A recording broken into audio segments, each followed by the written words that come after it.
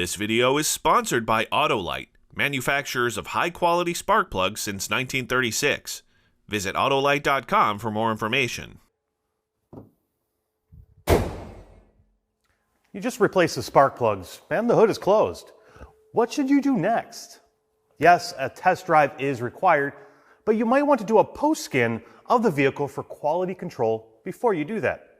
There are two types of codes set by the ignition system. First, there are hard codes that typically cover the electrical operation of the ignition system. These codes are set by the power, ground, and other circuits going to the coil. Some codes indicate a circuit is open or has a resistive value outside of parameters. For instance, code P0351 indicates ignition coil A, primary or secondary circuit malfunction.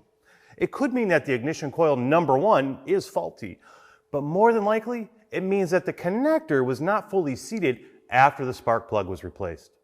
The second types of codes are generated by monitors that run continuously over a set number of crankshaft rotations. In the case of spark plugs, this monitor is the Misfire monitor.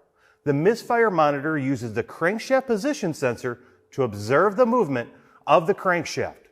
The monitor counts the individual misfires by a cylinder that has exceeded the values. The monitor looks at a defined number of crankshaft rotations to determine if a misfire is a misfire and not a bumpy road or torque converter lockup event. You might get a misfire code after spark plug replacement for an individual cylinder like a P0303. The code indicates a misfire in cylinder 3.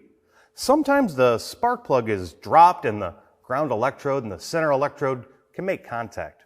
Or the problem could be with the connection to the coil. Should you clear a P0351 or misfire code like P0303 using a scan tool? No. Codes like these use continuous monitors. These types of codes will clear automatically from active status if the problem is resolved or the monitor is completed without incident.